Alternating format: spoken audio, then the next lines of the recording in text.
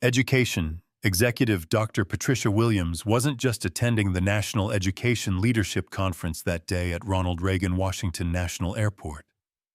But when conference staff questioned her credentials to enter the summit, their education policy meeting 6 hours later would become the most shocking moment in American education history. Education.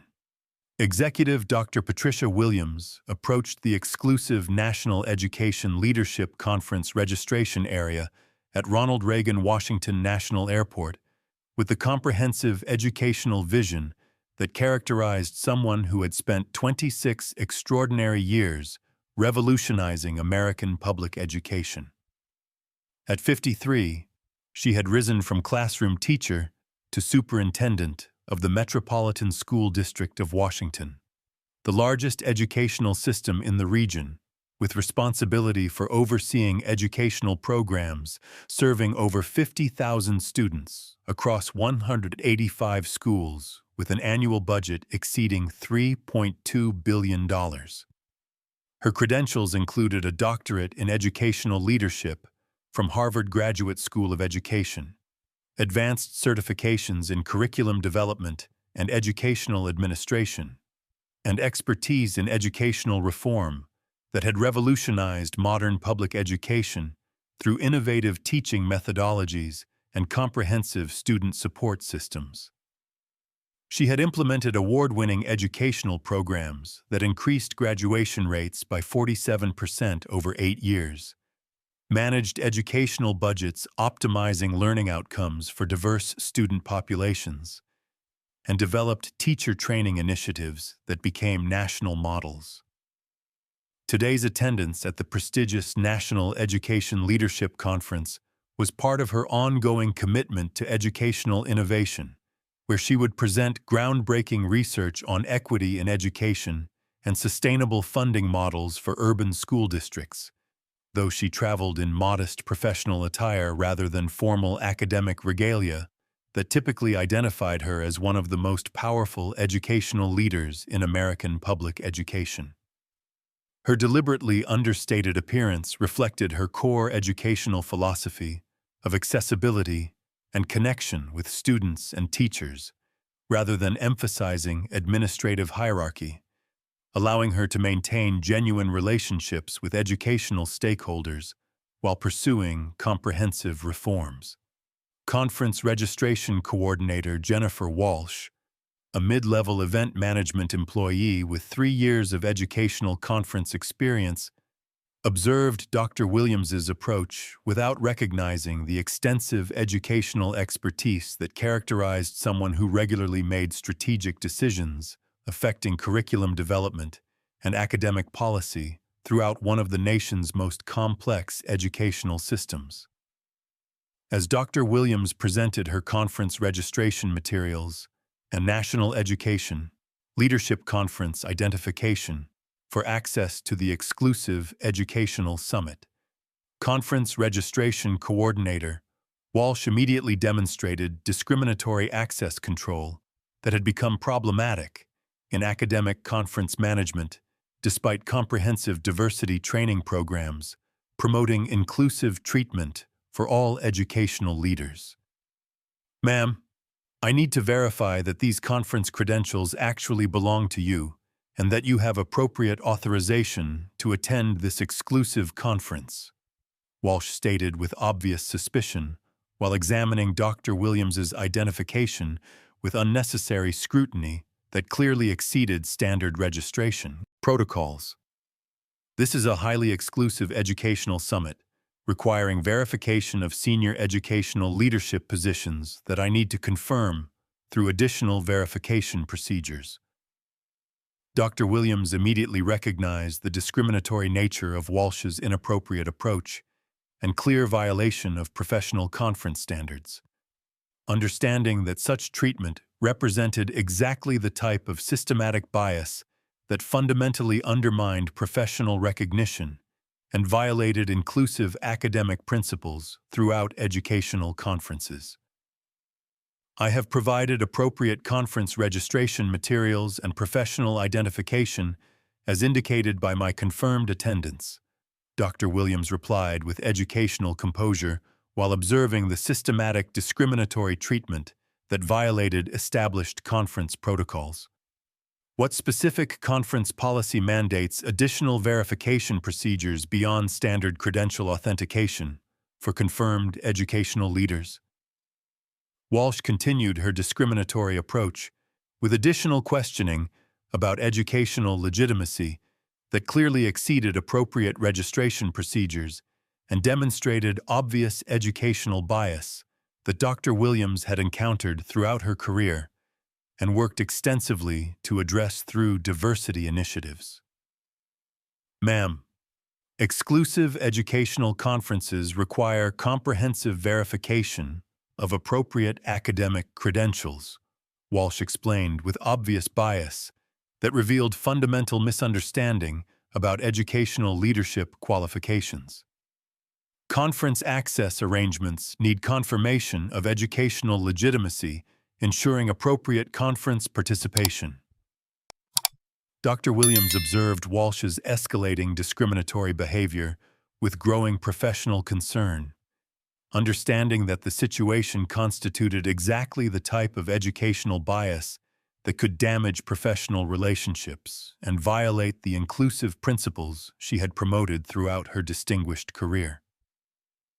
As Walsh's discriminatory treatment continued with additional conference restrictions that clearly violated professional academic standards, Dr. Williams persisted in her professional assertions, while other distinguished educational leaders attending the conference began recognizing the inappropriate treatment and challenging the coordinator's discriminatory assumptions about educational credentials. I am formally requesting standard conference registration procedures and compliance with established conference protocols for confirmed educational leaders, Dr. Williams stated with commanding educational authority that should have immediately established her extensive familiarity with educational operations. Your questioning procedures clearly exceed standard conference protocols and constitute discriminatory treatment that violates educational community principles and professional academic standards. Walsh responded to Dr. Williams's comprehensive educational assertions with increased questioning intensity, interpreting her extensive knowledge of conference standards as inappropriate behavior rather than recognizing obvious educational expertise and academic leadership. Ma'am, I don't appreciate conference participants questioning established registration procedures, Walsh replied, with obvious hostility that demonstrated fundamental ignorance about educational leadership qualifications. Conference access requires appropriate credentials and verification ensuring proper participation standards. Educational policy expert Dr. Marcus Chen, who had been observing the increasingly discriminatory questioning with growing professional concern and immediate recognition of Dr. Williams's obvious educational sector authority, intervened decisively to provide strong professional support while directly confronting Walsh's inappropriate assumptions. Coordinator Walsh, you are inappropriately questioning the legitimate conference participation of one of the most accomplished educational leaders in American public education, Dr. Chen announced, with considerable academic authority and professional credibility. Your discriminatory questioning procedures demonstrate fundamental misunderstanding about educational leadership credentials and the extensive expertise that characterizes senior administrators in our educational community. His authoritative academic intervention created immediate recognition among other educational leaders who understood Dr. Williams's obvious institutional authority and began expressing vocal concern about the systematic discrimination they were witnessing. Educational policy expert Dr. Chen escalated his professional intervention to address the systematic discrimination, understanding that such discriminatory treatment could severely damage educational professional relationships and violate the inclusive principles that characterize educational leadership conferences. Coordinator Walsh, Your discriminatory treatment of Dr. Patricia Williams demonstrates fundamental misunderstanding about educational leadership credentials, Dr. Chen stated with educational authority and growing concern about conference bias. You are inappropriately questioning one of the most accomplished educational leaders whose institutional authority exceeds virtually any administrator in this conference facility. Dr. Williams observed the professional intervention with educational satisfaction, while continuing to evaluate conference standards, understanding that the situation represented a clear example of systematic educational bias that her educational advocacy worked continuously to eliminate throughout educational institutions. Dr. Chen, I deeply appreciate your professional recognition, but this discriminatory treatment represents significant institutional problems requiring comprehensive awareness and ongoing commitment to educational equity, Dr. Williams explained, with educational authority that demonstrated her extensive experience addressing discrimination. Educational bias undermines professional relationships and the educational excellence that should characterize all educational leadership conferences. Other distinguished educational leaders began providing additional professional support while expressing serious concern about the systematic nature of educational discrimination that could significantly affect professional relationships and inclusive principles guiding educational leadership conferences. Educational administration. Professor Dr. Sarah Rodriguez continued educational advocacy while documenting the systematic bias for potential conference review. This discriminatory treatment represents exactly the type of educational bias requiring ongoing advocacy and institutional accountability, Dr. Rodriguez announced with academic credibility. Conference manager Dr. Michael Thompson, who had been monitoring educational registration operations and becoming increasingly aware of the discriminatory treatment, finally approached the registration area with conference authority and institutional responsibility for ensuring professional standards throughout conference operations. Conference manager Dr. Thompson immediately recognized the inappropriate nature of Walsh's discriminatory approach and clear violation of conference standards that required professional treatment for all educational personnel regardless of perceived status. Understanding that such bias could damage the conference's reputation for educational excellence.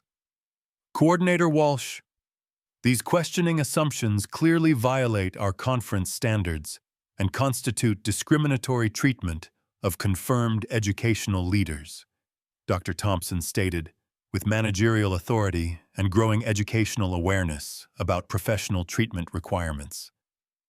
All educational leaders deserve equal treatment under our registration protocols, regardless of demographic characteristics or perceived administrative standing.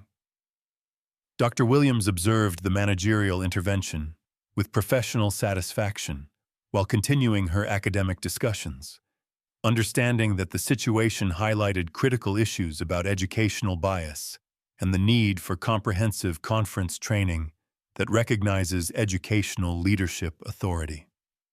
Dr. Thompson, I sincerely appreciate your intervention, but this discriminatory treatment represents systematic problems requiring ongoing educational awareness and comprehensive commitment to academic equity.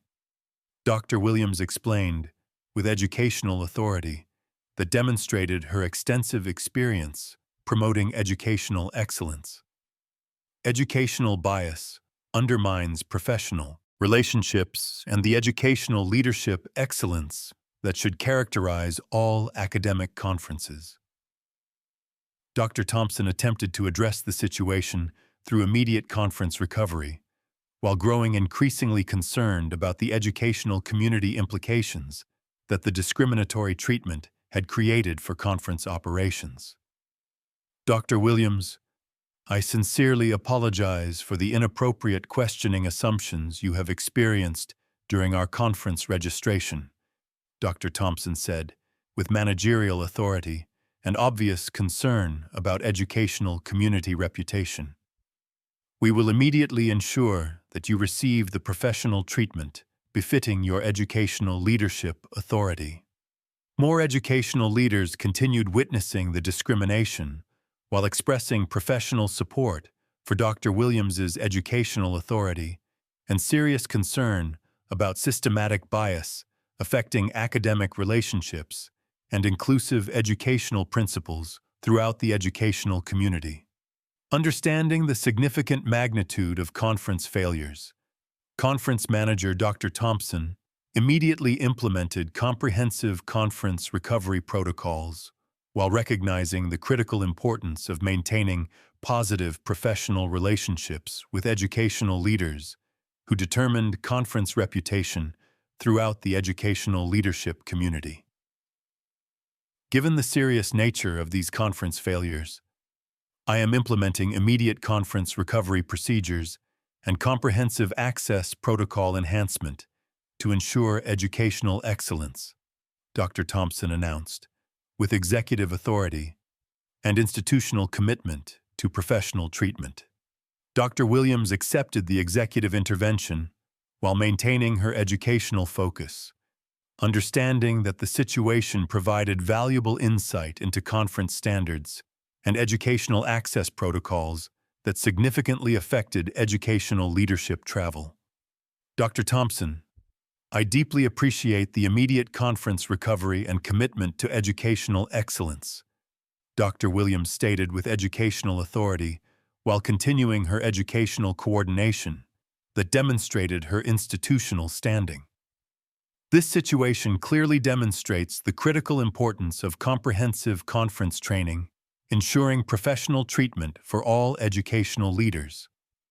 Her educational composure and professional response created positive recognition among educational leadership colleagues who understood that Dr. Williams's professional handling of discriminatory treatment exemplified the executive authority that characterized successful educational administration.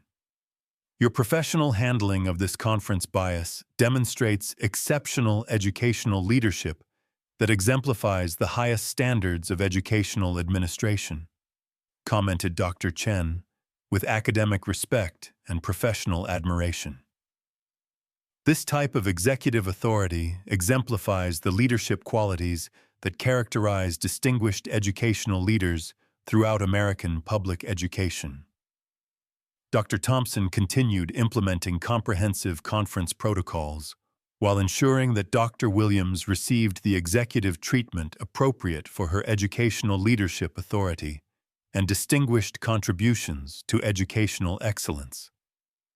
As the conference accommodation continued with enhanced registration protocols, Dr. Williams began revealing the depth of her educational expertise and comprehensive familiarity with educational leadership operations that would soon completely transform everyone's understanding of her professional authority within the national educational landscape. Dr. Thompson, I want to ensure that you fully understand the comprehensive educational implications of professional conference treatment, Dr. Williams stated with obvious educational authority that demonstrated advanced understanding of educational operations and systematic approaches necessary for effective educational leadership. These conference interactions represent institutional relationships that significantly affect educational community reputation and the professional standards that guide educational leadership conferences throughout the national educational landscape. Dr. Thompson observed Dr. Williams's detailed knowledge of educational operations, with growing professional recognition that he was dealing with someone whose expertise far exceeded typical educational professional understanding and clearly suggested significant executive connection to educational leadership at the highest levels. Dr. Williams, your comprehensive understanding indicates extensive professional experience in educational leadership at the highest levels, Dr. Thompson replied, with managerial recognition and growing awareness of Dr. Williams's potential connection to major educational institutions. Are you perhaps a senior educational administrator who has significant authority within educational operations? Dr. Williams smiled with educational satisfaction while preparing to reveal the educational authority that would completely transform the situation and demonstrate the magnitude of conference failures that had occurred within the institutional environment. She had spent her distinguished career developing through innovative educational programs. Dr. Thompson, I deeply appreciate your recognition of educational expertise, Dr. Williams replied with growing educational authority. I believe this situation provides an excellent opportunity for comprehensive conference review that will significantly benefit educational leadership conferences.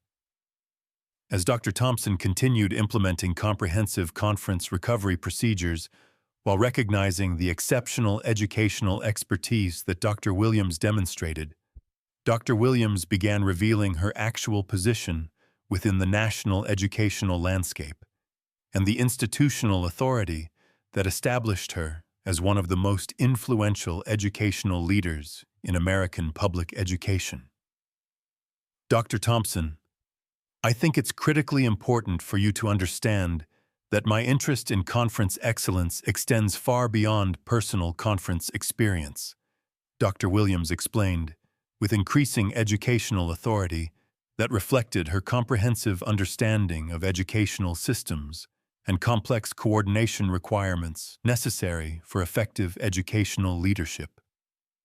I have comprehensive administrative responsibility for educational operations that makes professional conference treatment particularly important from both institutional perspective and policy coordination standpoint. Dr. Thompson observed Dr. Williams' sophisticated educational language with growing professional recognition that he was dealing with someone whose authority went far beyond typical educational knowledge, clearly suggesting significant executive connection to major educational institutions at the highest levels. Dr. Williams, your institutional perspective suggests that you may have executive experience with major educational institutions at the highest levels, Dr. Thompson replied, with managerial interest and growing institutional awareness of Dr. Williams's potential connection to major educational administration. Are you perhaps a senior educational executive who has significant responsibility for educational operations? Dr. Williams prepared to reveal her actual educational position that would completely transform everyone's understanding of the situation and demonstrate the extraordinary magnitude of institutional failures that had allowed such discriminatory treatment to occur within the institutional environment she had spent her distinguished career developing through innovative educational programs and comprehensive policy development. Dr. Thompson, I deeply appreciate your professional recognition of educational expertise, Dr. Williams said, with growing educational authority that reflected decades of distinguished service. I believe this situation demonstrates the critical importance of professional conference treatment that directly impacts educational community relationships. The moment Dr. Williams revealed her actual identity as Dr. Patricia Williams, Superintendent of the Metropolitan School District of Washington, the largest educational system in the region, with comprehensive responsibility for overseeing educational programs serving over 50,000 students across 185 schools with an annual budget exceeding $3.2 billion, making her one of the most powerful educational leaders in American public education. The extraordinary scope of her educational authority became undeniably apparent to everyone involved as they recognized that the discriminatory treatment had been directed against one of the most important educational leaders in the American educational landscape.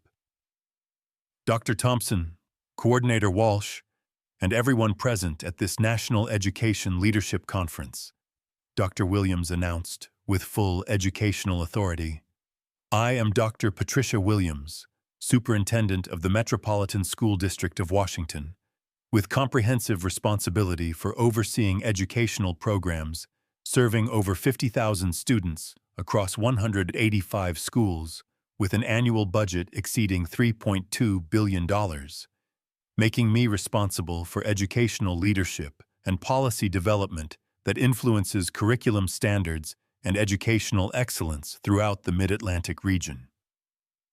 The revelation created immediate recognition among all conference personnel and educational leaders who realized that they had been witnessing discriminatory treatment directed toward one of the most powerful educational leaders whose educational decisions directly affected educational excellence throughout American public education. Conference Manager Dr. Thompson stood with complete professional respect as he understood that the conference failures had been experienced by the educational leader whose institutional authority directly impacted educational excellence throughout one of the nation's most complex and influential educational systems. Superintendent Williams, I am profoundly honored and deeply embarrassed by the discriminatory treatment you have experienced at our conference, Dr. Thompson said, with managerial respect that reflected understanding of her extraordinary contributions to educational excellence. Your educational leadership represents exceptional public service that influences educational policy throughout American public education. Coordinator Walsh realized with complete horror that her discriminatory conduct had been directed toward the superintendent of the Metropolitan School District of Washington. Understanding that her discriminatory behavior represented significant violations of the inclusive excellence that Dr. Williams's educational leadership had helped establish throughout educational institutions. Superintendent Williams, I cannot adequately express how profoundly sorry I am for my discriminatory assumptions and complete failure to recognize your educational authority, Walsh said, with obvious fear and professional remorse. I understand the devastating consequences of my bias and the violation of everything that educational leadership represents. Dr. Williams maintained her educational composure while addressing the broader institutional issues that the interaction had revealed about systematic bias and the importance of professional recognition that ensured optimal conference treatment and educational relationships. This situation demonstrates that educational operations require comprehensive awareness and professional recognition that transcends assumptions, she explained with educational authority. This is why truth always comes to light, and justice always finds its way. If this story shows you that dignity and respect matter more than assumptions, make sure you subscribe to see more stories where justice prevails. Because when we stand together against discrimination, we make real change happen. Following the extraordinary revelation and undeniable demonstration of how systematic bias could undermine educational professional relationships and violate the inclusive principles that should characterize educational leadership conferences, the National Education Leadership Conference immediately initiated comprehensive reforms to registration training programs, conference access protocols, and educational bias prevention measures that would ensure systematic elimination of discriminatory treatment and comprehensive recognition of educational authority throughout conference operations and educational leadership gatherings. Coordinator Walsh was immediately enrolled in intensive professional development training and educational equity education that would address her discriminatory assumptions, provide thorough understanding of educational leadership credentials, and ensure appropriate recognition protocols for all educational leaders, institutional authorities throughout conference operations. The incident became a powerful catalyst for educational conference industry discussions about systematic bias and the critical importance of comprehensive professional development training that extended far beyond surface-level assumptions to include systematic recognition of educational authority and professional credentials, ensuring optimal academic relationships and conference excellence throughout the educational leadership community. Dr. Williams's exceptional educational leadership and professional response to discriminatory treatment became a distinguished model for effective educational advocacy and inclusive leadership, as her comprehensive approach to addressing bias was incorporated into metropolitan school district diversity programs and educational equity initiatives that inspired other educational leaders to strengthen professional recognition systems and eliminate discriminatory barriers throughout American public education. Within weeks of the incident, the National Education Leadership Conference had implemented comprehensive new registration protocols and professional recognition systems that would ensure effective treatment of educational leaders and eliminate discriminatory assumptions that undermined academic relationships throughout educational leadership. Conferences and academic professional development. The transformation extended far beyond individual conference policies to influence broader educational conversations about systematic bias and the critical importance of comprehensive training programs that ensured actual recognition of educational authority rather than relying on appearance-based assumptions that consistently failed to acknowledge the distinguished qualifications and educational leadership that characterizes senior administrators throughout American public education. Educational organizations and academic institutions recognized the incident as a powerful example of how systematic bias could significantly undermine professional relationships, and used Dr. Williams's distinguished experience to develop comprehensive training programs and professional recognition initiatives that would strengthen educational leadership coordination and promote the inclusive excellence that should guide all educational conferences and institutional interactions throughout the educational community. However, Dr. Williams's story represents the culmination of a situation where educational expertise encounters institutional discrimination. This is a journey of justice, recognition, and professional excellence that shows how professional excellence and, if you enjoyed this video, please subscribe and turn on notifications for new content. Don't forget to hit the like button if this story moved you, and share your thoughts and opinions about this situation in the comments below.